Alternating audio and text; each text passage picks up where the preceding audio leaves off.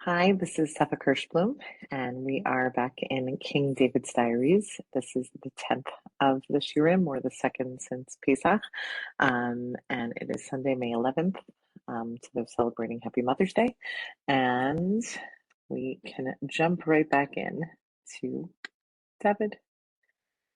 Okay, just going to make it a little bigger.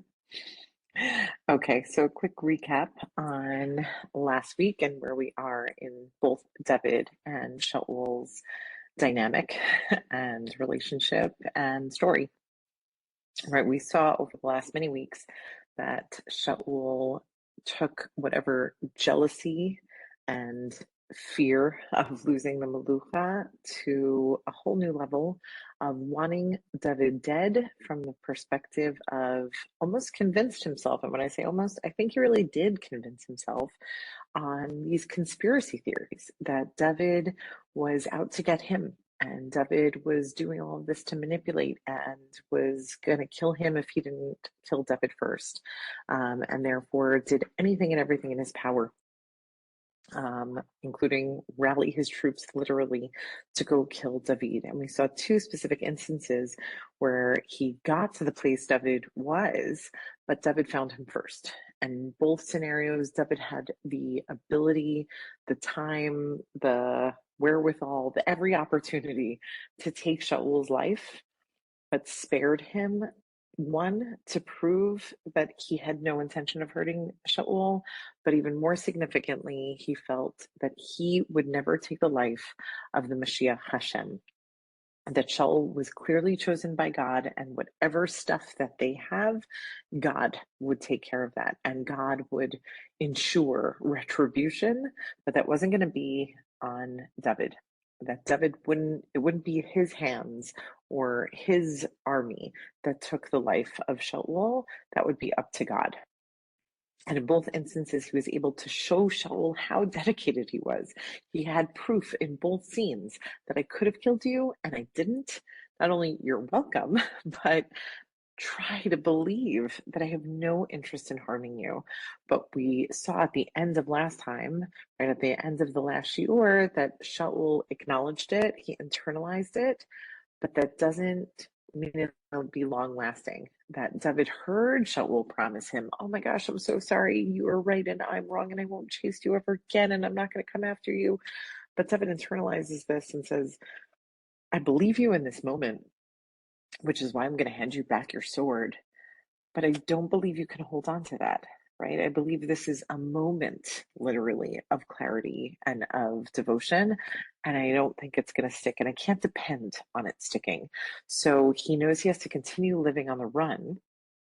But he also realizes that he cannot continue living on the run either amongst Jews because it would get them into trouble, or in this nomad desert because the Zifim, the people, the other nomads, just keep bringing him back to Shaul, and it's this horrible cycle, right? So he ends up going to the Plishtim, right? He goes to his own enemies, but convinces them we're no longer enemies, right? We have a shared enemy now, right? Shaul is my shared enemy. My devotion is no longer to the Jewish people, and therefore I will be with you. And that's how we left David's leaving, right? He joins Achish in Gat. And then we said at the same time, a war is brewing for the Jewish people, right? Which is going to be incredibly significant. This is how the Sefer Shmuel alef is going to end. So we did these first few psukim last week, but I just want to quickly reread them to get into the context of where we are. So Shmuel alef paragraph chet pasuk alef vayihi biyamim hahim vayikbetzu Plishtim et machanehem letzava, right? And it was in those days that the Plishtim gathered their camp in an army, lehilachem b'Yisrael, to go to war with the Jews. Vayomer Achish el David, right? And this is how we ended last time. Achish, who David has gotten a free life, so to speak. He got a life back, has been living there for 4 months, right? Achish says to him, right? You need to understand what you committed to by living here, right? We're about to go to war, and this is going to be an all-out war. That means everyone's in, which means you're in. And when I say you're in, you're with me, right? Not just you. Va'anashacha, and your whole army is going to go and support me. Pasuk bet, Vayomer David al Achish. David says, right? Of course, you know what your servant is going to do, right? And we mentioned last time the beauty of the ambiguity, right? It's to Achish, he should hear it. Of course, I'm going to be with you, and I'm Avadecha, right? I'm your servant. Of course, I'm going to be with you, right? Atatida. Of course, I'm committed, right? But he never explicitly says the words, I'm on your team and I'll be against the Jewish people, right? But Achish hears what he wants to hear. Vayomer Achish el David lachein shomer l'roshi asimcha kol hayamim, right? And Achish takes him at his word and says, wonderful, right? Perfect. Shomer l'roshi asimcha. I have so much trust in you, David. It's not just like, oh, you could be in the back and I hope everything works out. No, I'm entrusting you to mamash be my ki'ilu bodyguard. I want you in front of me, in charge of me. And it's so indicative of the trust Achish really has in David and how David has come across as so believable in this. And the question is, what will he do, right? When push comes to shove, what is really going to happen? But with this peticha, right, this was our pause from last week, and now we're going to jump back in. But to appreciate what we're going to jump back into, what I think very cool about the next few prakim and prakim of Shmuel alef, it kind of ping pongs, right? It goes to each person's perspective, right? We just got David and Achish's perspective. We got this idea that Achish is going to war because the Plishtim, he turns to David and ensures that David is on his team. Right? And now we're going to ping pong to Shaul and what is going on from the Jewish camp perspective, but specifically Shaul. And then it's going to ping pong back to David and Achish, right? So it's going to keep giving us everybody's perspective. So in some ways, the prakim go back in time, as I'll explain, but it's really just to give, here's what's happening simultaneously, almost like a split screen on your, computer or television show. Deal, right? But that idea that it's one scene of one person's perspective, and at the same time, here's the split screen of somebody else, right? So now we're split screening over to Shaul. Pasuk Gimel, Ushmuel mate, vayispedu lo kol Yisrael vayikbaruhu berama ubeiro v'shaul heisir ha'avot ve'et ha'yidonim meha'aretz. Right? Pasuk Gimel is so interesting because it's information you already knew and seems like it is completely unrelated to this war, right? But it's the complete introduction to everything that's going to happen to Shaul in this parak. So what is this introduction? First and foremost, it's reminding you Shmuel has died. Right? He's long and buried. Everyone eulogized him, right? This is not new information. This is old information. But what's the significance? Jews, right? When we wanted a king, the king was going to lead us in war.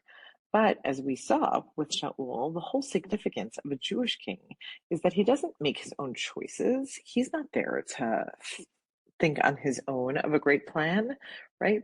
The beauty is that you have a Navi assigned to you, right? And that Navi guides you in exactly which wars you're fighting, how you're fighting them, what your strategies are, etc. Right? So every war that Shaul has gone to, Shmuel was his guide. Shmuel told him exactly what to do. But since then, what happened? Shmuel mate, right? Shmuel is gone. And so that's part one, right? Shmuel is gone, so he doesn't have his Navi to come guide him. And then part two, B'Shaul heisir ha'avot ve'et ha'idonim meha'aretz, right? This was a time period where black magic was very believed in, strong, etc. Obviously, it's asur, right? In Sefer Diaries, we are told that it is asur. You have to get rid of black magic, etc. So one of the good things that Shaul did in his lifetime is he made a major campaign, so to speak, to get rid of all black magic from the country, right, from Israel. And you'll see why this is going to be very significant in a moment. Pasuk Dalid, v'yikabtzu Plishtim v'yavo'u v'yachanu b'shunem, right? So all the Plishtim are gathering, right? Their units all camp out in this area of Shunem. Vayikbotz Shaul et kol Yisrael v'yachanu b'Gilboa, right? And Shaul takes his army and they camp out in Gilboa. Pasuk Hey. Vayar Shaul et machane Plishtim. As soon as Shaul sees the extent, the size, the magnitude of the Plishti camp and their army, Vayira, he was so scared. Vayacharad libo ma'od. His heart literally trembles, right? I imagine whatever level of anxiety he always has, right, is mamash on steroids here. Pasuk Vayish'al Shaul Bashem. So he's turning to God, right? I imagine over the last many days, he's been trying to plead with God, to beg guidance from God. Lo anahu Hashem. But God didn't answer him. Gam b'chalomot, gam be'urim, gam be'nevi'im. Right? Shaul has tried every venue, right? Usually, or sometimes God possibly came to him in dreams if he gave certain karbanot maybe, or he davens in a certain way. Or Gamba Urim, he could go to the the Kohanim and ask their help in terms of connecting to God. Or Gamba Nevi'im, he could turn to other Nevi'im, right? Shmuel was not the only Nevi of the time, right? So he tried and he attempted all these ways of connecting to God, but there was no answer, literally. Pasuk Zayin, Vayomer Shaul Avadav. So Shaul turns to his servants, mamash in total desperation, and he says, "Bakshuli eshet ba'alat ov," right? And to put it as simply as possible, right? Find me a witch. Ve'elcha ilaha. I'm going to go to her. Ve'edrashaba, so I could seek out help from her, meaning the pasuk in pasuk Gimel told us he got rid of black magic, right? He banned it. He not only made it asur, he probably killed many people who would serve it. And now, in his desperate moment, he turns to his own men and he's like, okay, whatever Secret Service, whatever private investigator you have to hire, whatever, I need to find those people that survived, those hole in the wall, really talented ones that got away from me, right? Because I am desperate. Vayomru avadavilav, and his servants say to him, Hine eshet ba'alat ov be'indor. We found one, right? We found this woman, right? Ba'alat ov is a specific type of witchcraft that literally resurrected the dead. They could speak to the dead, so to speak. No pun intended. So they said they found one woman in Endor. Pasuk Chet. Vayitchapes Shaul vayilbash begadim achirim. Right? Tachposet, Shaul puts on a costume, right? And I always find that so intriguing because to us, when we put on a costume, we dress up like a king, right? How many, Mordecai's dressed up royally do you see in the children's costumes on Purim, right? But here the king, Beit Chapes, his tachposet, his dress up is to look like a nobody, right? He is now dressing up. He changes into different clothes, aka non-royal clothes, right? No one can recognize that Shaul's going there, right? Because she definitely can't recognize that it's Shaul, right? He goes with only two men, right? It's highlighting that usually he must have an entourage of tens of bodyguards, right? But he only has two, right? Only two men go with him. Vayavo el haisha laila, right? And you have this vision of like in the middle of the night, they knock on her door. Vayomer, and he says, Kasanina li ba'ov, va'alili et asher omar elayich, right? Please, I'll pay you whatever. I need you to do your thing. And there's someone who is dead I need to talk to. Pasuk tet, vatomer haisha elav. Right, so the woman says to him, "Hine ata yadata et asher sa Shaul, asher hechrit et haovot v'et hayidonim min haaretz. Lama ata menakish b'nafshi lahamiteni?" Right? Are you undercover? Right? You know the punishment for this is death. You know, right? Who's knocking even on my door? Who told you I would do such a thing? Where'd you get such information? Or why are you here? Right? Do you want to kill me? Are you literally trying to sabotage me? Pasuk Yud. Vayishavala Shaul Bashem Lemor, right? Shaul swears in the name of Hashem, and he says, "Chai Hashem im yikrech avon b'davar hazeh." Right? I swear, I'm not undercover, and I will do everything to protect you. Right? He doesn't admit who he is, but he says, "Don't worry, you are not going to be killed over this. Nothing's going to happen to you. I just need this to work. And clearly, whether he offers more money, it doesn't tell us how he convinces her, but he clearly convinces her to do this. Pasuk Yud Aleph, Vatomer Ha'isha. So finally the woman says, okay, et mi a'alelach, right? Who am I bringing up for you, right? Literally this concept of the resurrection of the dead. Who am I bringing up from the dead? Vayomer, and he says, et Shmuel ha'alili.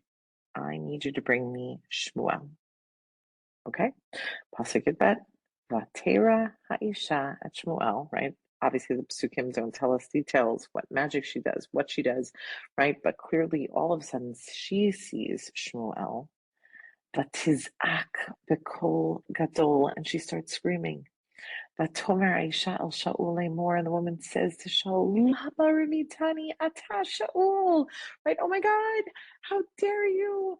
You're Shaul, right? Literally thinks she's going to die, right? Thinks that this whole thing was a manipulation of undercoverness, right? Just to get her in trouble. But we learned so much in the scene because clearly Shmuel has said something to her, right? Because otherwise, how did she know that it was Shaul who asked? Right? What just happened?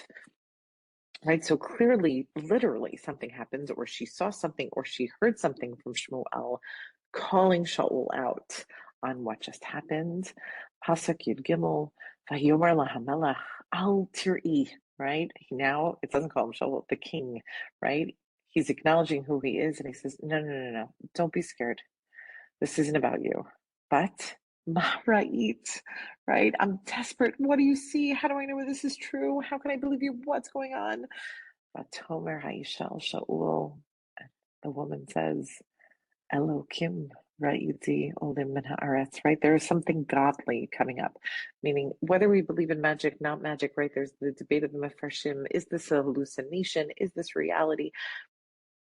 Personally, if God is telling us something is asur, right? It's Dvarim, if it's telling us that black magic is asur, to me that means it exists, right? Why would you make something asur if it doesn't exist? I think there was a difference happened to magic back in the day. I do take this story as pshat, right? And what does she mean by Elokim ra'itim and I've spoken to other people, right? I've done this before, but there is something different about this man, right? AKA Shmuel.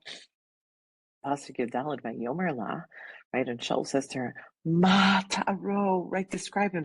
Like, I want to trust you. I want to believe you. I'm not seeing him. I'm not speaking to him. So you are my intermediary. Help me trust you. Help me believe you. Describe him so I know that we're talking about the same person. Vatomer, and she says, Ish zaken ole, an old man was brought up. Vehu, love these words, oteh me'il. He is wearing a me'il, a cloak, right? And this me'il is literally the piece of significant attachment of Shmuel, right? We met the me'il of Shmuel, and when I say we, I mean collectively, those who have opened Sefer Shmuel, Parak Aleph, right? Not in our particular course, right? But the Parak that opens Shmuel of Hannah, his mother, davening for him, and finally her giving birth at the end of the Parak, it highlights to us that every year she would make a new meal to bring to her son when she visited him at the Ol Moed with Eli, right? That's our first introduction to Shmuel and the meal. And then, yes, together in this course, right, we saw when Shmuel had to tell Shaul that he was losing the Melucha at the story of Amalek when he didn't wipe out Amalek, right? He told him he's losing the Melucha. Shmuel turns leave, and it says that Shaul grabs his me'il. He grabs his cloak, right? It tears, and then Shmuel turns to him and he says, "You see the tear in my me'il? That's a representation that your Melucha is being torn from you, right?" So the me'il has this double message in this one word, right? Number one, this is proof it's Shmuel because this is his thing, right? And number two, the me'il should trigger you, Shaul, because the last time there was a me'il in our story, it was me telling you that the Melucha would be torn from you, right? And therefore, at that moment, Vayida Shaul Kishmohu, right? When he heard her description, he is wearing a me'il, then he knew that it was Shmuel, right? This was too exactly who Shmuel was for him.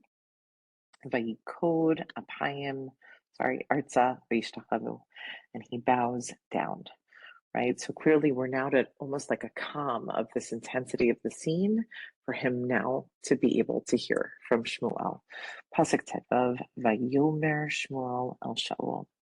Shmuel says to Shaul, Lama hergastani lahalotuti. Right? How dare you? Right? Why would you interrupt me? Why would you bring me up here? Right? What are you doing? Right? And again, I didn't feel this was the place for Mefarshim. There's a lot of different Mefarshim on where was he? Did he create some limbo land for Shmuel? And that's why he's so angry.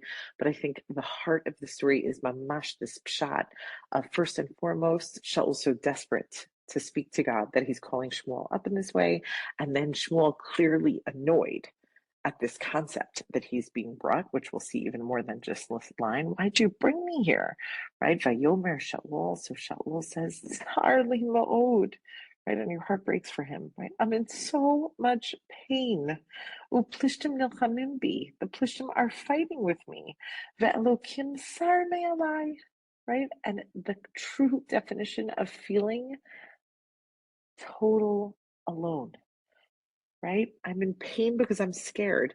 And the Plishtim are fighting with me. And the one thing I usually have is God's support. But God has left me. V'lo anani od, and he won't answer me anymore, right? Whatever connection I felt, whatever signs he used to show me, whatever he used to do for me, it's gone. Gam bihat nevi'im, right? I tried other prophets. Gam b'chalon mot, right? There used to be some level of my dreams. And therefore, v'ekra alecha, l'hodi'ini ma'aseh, so I had no other choice. I had to call out to you so I would know what to do, right? I don't have to go to war on my own. I've never had to do that. You need to help me, right? You always told me what to do. So I tried not to bother you, but there was no other choice. Shmuel said, Lama tishalini? Why are you asking me? Hashem sar me alacha. Vayhi aracha, sorry. I don't know why you're asking. It's almost like you got the answer in the silence. God has abandoned you. If God wanted you to know what to do to win this war, you would know. But clearly, you're not supposed to win this war, and you're not supposed to feel connected to God, right? Pasuk Yud Zayin, but now I'll be blunt and bold and put it out and articulate it for you, since clearly you need that, right? Vayas Hashem lo kasher tiber biadi. You know what's happening? God is doing everything that I had warned you about. Everything that I prophesied to you is happening. Vayikra Hashem et hamamlacha miyadecha. God is tearing the malucha from your hand, right? And I think there's such a visual there, right? It's not just like, oh, and now you're losing the malucha, right? Now it's over, right? Vayikra, right? You hear the tear in the word, right? And it's not just Vayikra Hashem et hamamlacha, Vayikra et hamamlacha miyadecha, right? Like I'm pulling it out of your hands. You're doing everything you can to hold on and hold on, but it will be torn from your hands. Now the reacha, and I warned you, it would go to a friend, but now, for the first time, explicitly, the David, it's going to go to David. Pasuk Yudchet, Ka'asher lo shamata b'kol Hashem, right? We've spoken about this. You didn't listen to God. V'lo asita charona pova Amalek. You did not bring the retribution that was deemed on Amalek. That's why this is all coming back to you, right? You don't get to point fingers, Shaul. You don't get to cry that you're the victim here. You're not the victim, right? This is your fault. You did this. And I'll remind you exactly what happened so you know that this was your fault, right? Pasuk Yotet, Vayitain Hashem gam et Yisrael imcha. But you're right, this isn't only going to happen to you.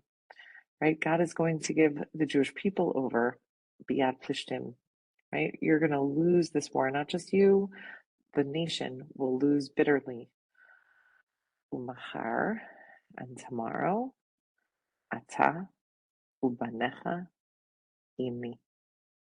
And tomorrow at this time, you and your sons will be with me, right? He couldn't be any more explicit, right? You have 24 hours left in this world. Gam et machane Yisrael yitin Hashem biad Plishtim. But again, right, as if this wasn't hard enough, it's not just the 3 or 4 of you. The whole nation is going to suffer, right? The entire is going to lose in this war. They will be given over to the Plishtim by God. Pasakaf, Vayemaher Shaul, Vayipol Melo Komato Arta. Right? Literally, Shaul speeds up, right? Most Mepharshim see it as like his heart speeds up until Vayipol Melo Komato Arta. He literally crumbles. Right, his whole major height that the Pshat has spoken about so much, right, just comes crumbling down, right? Whether it's a collapse or like a vision of almost a melting, right? He goes down. Vayira od midivrei Shmuel, because he is petrified of the words of Shmuel. Gam koach lo hayabo. He had no strength left in him physically. He hadn't eaten an entire day and night, right? He was in this tzom, right? It helps us appreciate to the extent he was going to try to connect to God, to do tshuva, to get something, right? So here it tells us he had been fasting for a day and night, so he also could have collapsed and fainted from that. Pasuk alef vatavo isha el Shaul vatira ki nivhal ma'od. Right, the woman goes to him because she sees he collapse and that he's not fully there. Vatomer elav hine shama shivchatcha b'kolecha va'asim nafshi b'kapi ve'eshma dvarecha asher dibarta elai. Right, you need to listen. I listen to you, and now you need to listen to me. ואתה שמענה גם אתה בכל שפחתך, ואשימה לפניך פת לחם ואכול. Right? You can't, I guess the best way I would describe it is you can't try to change what just happened, right? You can't hear that prophecy, so to speak, or whatever she usually would call it, and think you can change the story. But you can't just collapse here and almost say like, well, if I don't go to the war, no. You need to follow through with life as it is. And then right now, I'm going to bring you some food, and you're going to eat. And you need more strength in you. You are going to go on this way. I heard what he said. I get why you wouldn't want to get up off this floor, but you will. Right? Pasuk Chaf Gimel. At first he refuses. Vayomer, and he says, Lo uchal. I'm not eating. Right? You think I could eat after hearing that? Vayifritzu bo avadav v'gam ha'isha vayishma lekolam. Right? And they all pressure him, his servants, her, everybody is pressuring him until finally vayishma lekolam. He listens to them. Vayakam meha'aretz vayeshev al hamita. He gets up off the ground and he goes and he sits on the bed. Right? She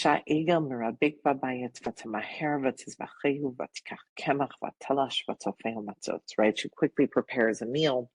She gets the animal prepared. She makes these matzot, right? The quick bread.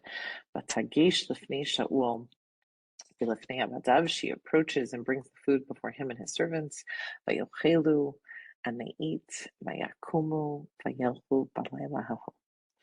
And that's exactly what happens. They get up and they head out on that night, right? And imagine how hard this war was to start, right? Clearly, deep down, he knew this was the answer, but to hear it explicitly, right? And to hear it from his mentor and to hear that, why'd you even bring me here, right? It all is rushing to him, but he can't change what's supposed to happen and he has to go and embrace, right? And we close paragraph and close the door on Shaul for a bit, right? So that we can now ping pong back to the Plishti side of the war.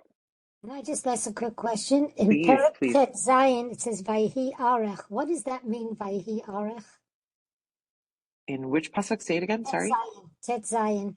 Hashem That's Sam Zion. Melech Just Vayhi Arech. What does Vayhi Arech mean? oh, like almost like it is what it is, like orech of length, of just like it is, right? It's this span, right? He left you, and it just there's this space, there's this nothing, like the implication of just dead air, almost. Does that make sense? Yes, thank you. Okay. Pleasure. Okay, so back into Shmuel Aleph, Perek Haftet, right? So now we're ping-ponging back to Plishtim, but is also really, the ping-pong is really to David, but this is who he's with, right? Pasuk Aleph, Vayikbetzu Plishtim et kol machanehem afeka, right? That's what a statement, right? The Plishti, this isn't like, oh, the best units, X amount of units, right? The Plishtim all gather their camps in Afeka. Yisrael, chonim ba'ayin asher b'Yisrael. And the Jewish army camps there in their area by Israel. Pasuk bet. V'sarnei plishtim ovrim, right? And the main generals are passing through, right, to get a sense. And lemeot ulalafim, right? As they go through, they start dividing camps up, right? You're the groups of 100, you're the groups of 1,000, right? They're creating the divide and the units. V'David va'anashav Ovrim Bacharona im Achish.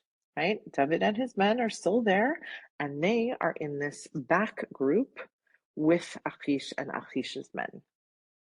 Vayomru Sarei Plishtim. The Sarei Plishtim look around and very understandably say, my Ivrim, right? Why are there Jews here? Right? These are not us, right? Who are these people? Vayomer Achish el Sarei Plishtim. So Achish, the king of his area, gets up and he says, "Oh, yeah, no, you know, they're with me." And then, Halozet David, Eved Shaul, Melech Yisrael. Right? Wait, let me just make sure we're all on the same page. Right? Yes. Right? You're just watching this dynamic of these Saranim and Achish, right? Wait, are we looking at the same? Yeah, we are. Wait, that's David? David, who is considered the servant of Shaul, the king of the army we're about to fight. Asher haya iti, sorry, hold on, jumping to the next page. Zeyamim ozeshanim. Right? What a great line of Achish, right? Yes, yeah, you are talking about that, David. It's true. He's been with me, though. Technically, could it be days? Could it be years? Right? It's almost poetic the way he's describing it, meaning, like, I guess one could say I could count the days he's with me, but his commitment to me, it feels like years. Lo matzati be'umah, right? In all that time he was with me, I didn't find one mistake or negativity or treason. Miyom naflo ad hayom hazeh, right? From the day, quote, quote, he fell until today. Meaning what he's saying is, yeah, he used to be the Eved Shaul, but then came Yom Naflo, the day he fell, right? He had been on a pedestal for Shaul, but he fell. And then Shaul started chasing him and trying to kill him and calling him a traitor. And now he's more committed to me than I could have ever dreamed. Now, this was a nice poetic scene, but, right, Pasuk Dalid, they kaptzu alav sarei Plishtim. So these main officers of the Plishtim, right, ta'achish they kaptzu, like votes, right, like they pounce him, vayomru lo sarei Plishtim. And so these main officers of the Plishtim say, hashev et ha'ish vayashov el milkamo, right, get rid of him, right? Return him to wherever he came from. Asher hifkadatosham, right? Wherever you gave him, whatever his place is, he goes back. Lo yiredi manu b'milchama. He is not coming with us. to war? Lo yeh lanu l'satan b'milchama. Right? What? Why would you trust him? Who's to say that as soon as we get into the Israeli camp, what's David going to do? Right? He's in the back. So he's going to attack us from behind and he's going to be their ally. Why would you trust him? Right? He could be our worst enemy, mamash, like Satan against us in this war. Right? Who's to say he isn't going to flip back and go back to his original master? Right? Like he was a top tier there. What are you thinking, Achish? Right? And we'll take it one step further in case you don't remember Pasuk Hey. Haloza David? Isn't this the David that they used to sing about? Asher Ya'anulo b'mcholot, that the songs used to go saying, oh, Hikash Shaul ba'alafav v'David b'rivavotav, right? Shaul kills thousands, but David, he can kill tens of thousands of Plishtim, right? Achish, are you nuts? Right? What are you doing? This is his reputation, and the fact that you trusted him for 4 months is insane. But we are not trusting him in this war. No way. So, in Brera, Pasuk Vav, Vayikra Achish el David. So Achish calls David over, Vayomer love, and he says to him, right? And you imagine, like, this is awkward for everyone, right? So Achish turns to Steph and he says, listen, Hi Hashem, right? He doesn't even call him Elohim. He refers to him as David's God's name, right? I swear in the name of your God, Ki Yashar Ata. I know that you are Yashar. You are straight. You are committed to me. V'tov be'inai tzidcha u'boacha. Right? You have been good. Your goings, your comings, all you have done since you've lived with me has been trustworthy, and I love you.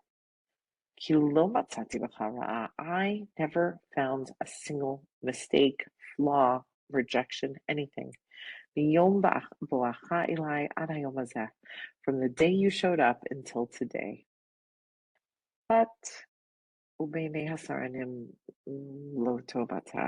But to all the other Plishti officers, they don't see you the same way, right? You are not good in their eyes. Pasuk Zion, therefore, Vata, and now, Shuv, you need to go back. Velech b'shalom, go in peace, right? Like, this isn't, like, I'm not harboring anything, I'm not mad. You go peacefully. But below Tasa Rabbeinu Sar Plishtim, right?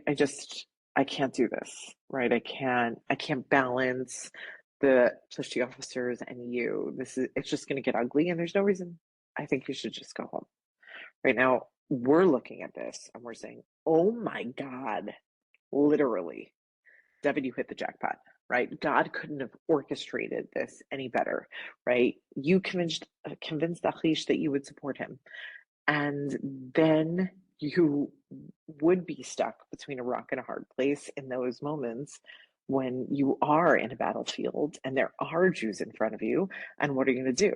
Because either you're going to have to kill a Jew to prove your loyalty to Achish, or you're going to kill Plishtim, and then if you still need safe haven with Achish for whatever reason, because he doesn't know the prophecy that Shaul's dying in this war, then what are you going to do?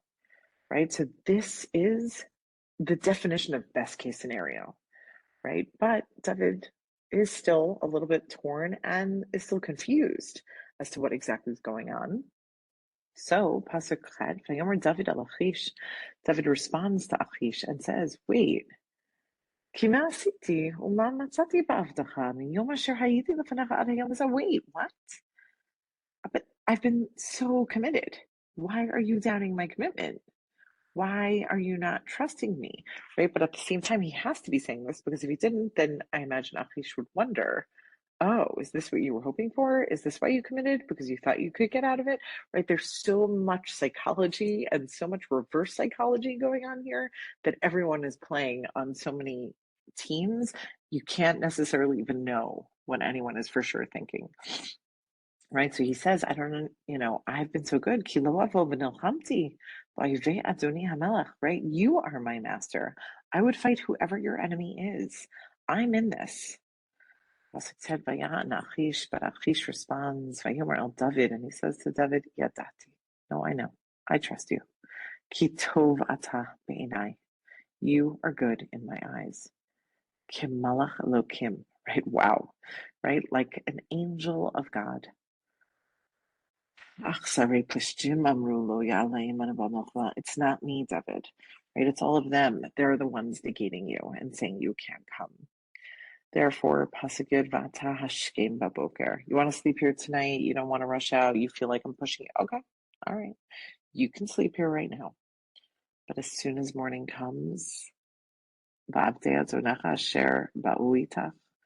you and your men got a bust to move, right?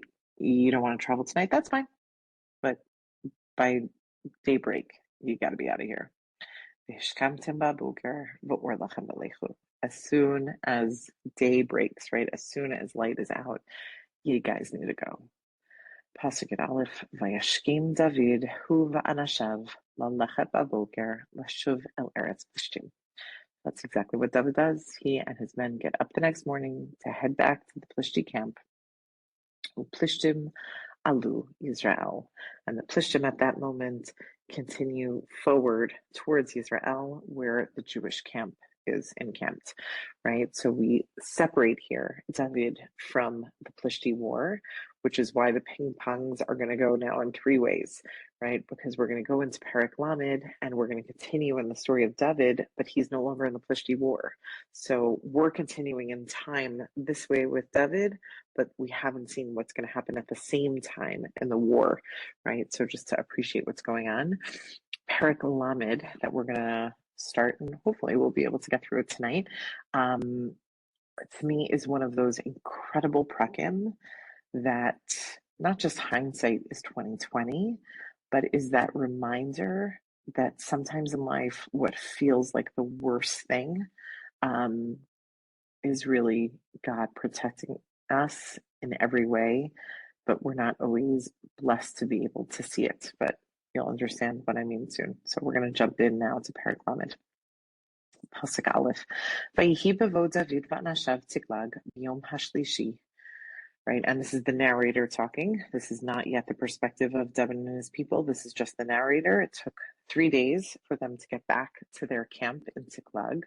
But in that time, right, again, David doesn't know this, but in the time that they were gone, Amaleki pashtu al Negev ve'al Tiklag v'yaku Tiklag v'yisrafu ota ba'ish. Right, sadly, this was very commonplace. If two armies were going to war, right, if there were any neighboring men, cities, groups that were not part of the two armies, they would know that, oh, everyone had abandoned to go to war, kind of like Mahatil. But it always makes me think of Home Alone, the movie. If you've seen it, right? Home Alone is this concept that there were these two burglars, but around Christmas time, they would scout out who was going away, right? They would pay attention to who, was packing up to leave on vacation, and they would go rob those houses during Christmas because they would know the houses were abandoned, right? So that's exactly what this pasuk is letting us know used to be commonplace in war. If people were leaving to war, that meant that all the men in that area were leaving to go fight, which meant there was no protection of the city that they left. So these bandits would come in and raid cities that all the men had gone to war. So the text is letting us know that this group of Amalekim came in to Tsiklag, the city that David and his 600 men and families had lived. They came and raided it and then put it up in flames. Pasuk bet, vayishbu et hanashim asher ba mikaton va'ad gadol. Right, and they stole and took all the women and children. The lohem mitu ish, they didn't kill anyone, but they took them all. And then they kept going. Right, this concept of they took them in as slaves. They took all the money, all the wealth, all the animals, and then burnt the place down so that nothing was left. So this is what happens while they were gone. And this is what I mean, right? What we're going to watch happen to David is heart-wrenching. Pasuk Gimel, Vayavo David vanashav el ha'ir. David and his men come back to their city, and what do they find? Kinesru ba'esh. They don't find their city. They find ashes. Unashehem ubnehem ubnotehem nishbu. And their wives and sons and daughters were all taken captive. Pasuk Daled, Vayisa David v'ha'am asher ito et kolam vayivku. And they just start sobbing. Ad asher ein bahem koach livkut. They cry so long and so hard. The only reason they stop is when they have no energy left to cry. Pasuk Hey, Ushtei nashei David nishbu, Achinoam ha'Yisraelit v'Abigail eshet Naval ha'Carmeli. Right? No one was free from this tragedy, right?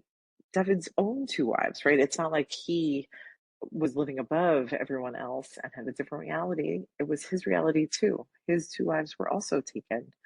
Pasuk Vav, Vatitzer leDavid ma'od. Right, he's in so much tsar. He is in so much pain, and then his men are in so much pain to the point that what do they say? Ki amru ha'am.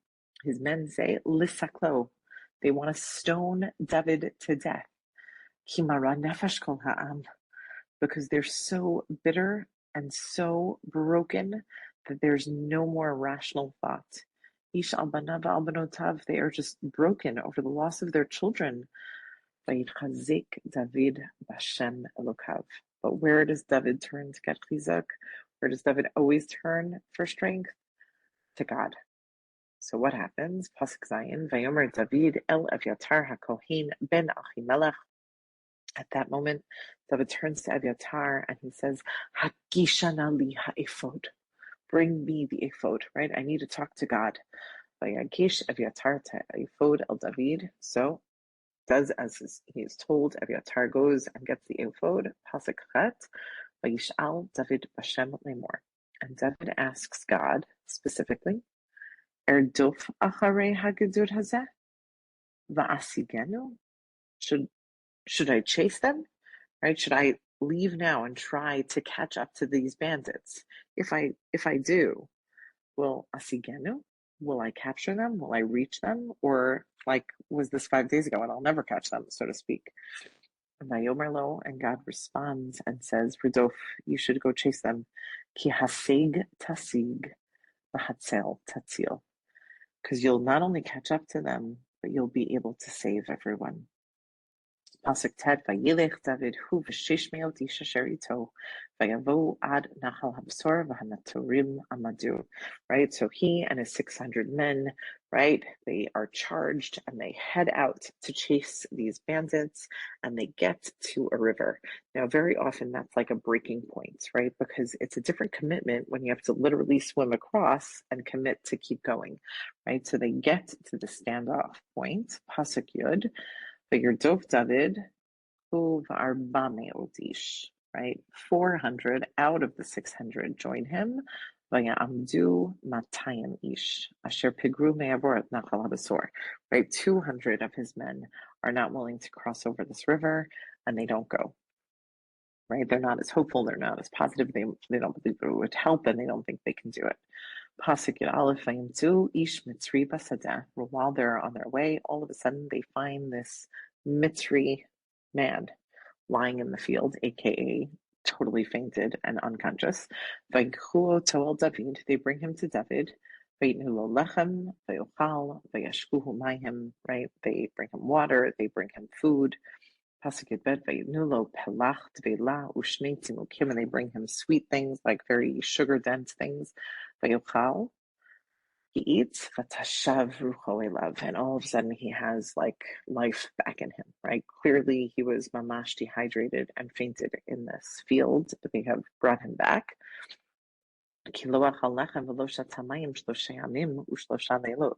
Right? Then they find out it's been 3 days since he's eaten or drank anything. Vayomer lo David, so David says to him, Lemi ata. Whose are you? Right? Clearly you're a servant, right? So who do you belong to? And where are you coming from? Right? I imagine he grilled him with many questions, but what does he get out of him? Vayomer Na'ar Mitzri Anochi. Yes, I am a servant, a Mitzri, an Egyptian servant, Eved Ish Amaleki. I am a servant to an Amaleki. But my master dumped me, right? Literally just threw me to die because I had been sick. Hayom Shlosha, right? I was slowing them down because it was already 3 days. I was sick and I couldn't do anything. Pasuk Yudalid, Anachnu Pashatnu, Negev Hakreti, Va'al Asher Yehuda, Va'al Negev Kalev, Ve'et Ziklag, Sarafnu Ba'ish, right? And what does he learn from the servant? That it wasn't just Ziklag. They went through some Jewish cities also and did the same thing to these other Jewish cities. Pasuk Tedvav, Vayomer Elav David. So David then says, Hatorideni Atagdur Haza. Could you guide me to tell me where these people are? Do you know where their next point was?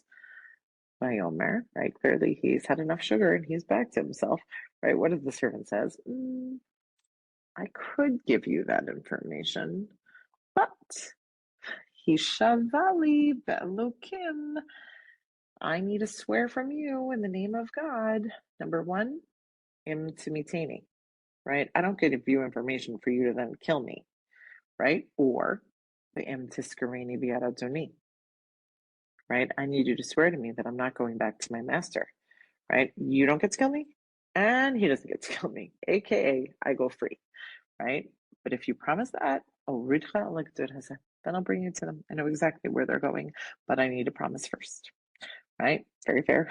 Pasuk Tzayin, Vayoridehu v'hinei Tushim al pnei kol haaretz ochlim v'shotim v'chogegim b'chol hashalal hagadol asher lachu me'eretz Plishtim u'me'eretz Yehuda. And lo and behold, he guides them directly to this group, right, that has now created this massive party over all of these spoils of war they've inherited. Pasuk Yud Zayin, Vayakem David mehaneshef va'ad ha'erev lemacharatam v'lo nimlat mehem ish ki im arba me'ot ish na'ar asher rafu al agmalim vayanusu, right? And no mercy, right? David fights them all day and all night and the next day because he is not letting people survive this after what they did to him and his men, right? The only people that weren't killed are those that escaped with the Gmalim, right? They had different animals and they ran. But David was able to pasuk sell David et kol asher laku Amalek. He was able to save everything that they took. Nashav itzil David. All the women and children were saved. He was able to bring them back, including his own two wives. Pasuk Yotet v'lo ne'adar lahem min hakaton v'ad hagadol v'ad habanim ubanot u'mishalal. Va'ad kol asher lachulahem akol hishiv David, right? And we'll end here, even though it's not the end of the parak, because it's a little bit longer to go through the end of the story, right? But ultimately, he is able to save all of his people, all of his people's people, all of the women and children from all these cities and all the spoils of war, right? And when I introduced this parak, I said it's such an important reminder that even when it feels like we're suffering, sometimes it's literally a gift from God, right? I know I am a little bit spoiler alerting, but this time that David is away is a gift, because had he stayed in Siklag, had all been good, and he just came back and he just went to Tiklag and it got to stay there, he would have heard what was going on in that war, how bad the war is going to get for the Jewish people. And knowing David, he would never have been able to sit it out, right? There's no way he would have stayed in Siklag. He would have gone to try to defend the Jewish people, and then everything would have exploded on him, and he probably wouldn't have survived. So this, even though it was such a tragic and painful story to read, right? And even though it has a happy ending, it's not just the happy ending that he gets everybody back. It's the understanding that this was all a distraction, that God created this entire scene to protect David from feeling the urge to jump into that war that he wouldn't have survived himself. So we're going to pause here, even though it's in the middle of the parak, just because I think it's a good closure point, and then we'll appreciate what he does post this war before we get to hear about the war with the Plishtim and the Jews. But to be continued, Be'ezrat Hashem, next Sunday. Have a beautiful week.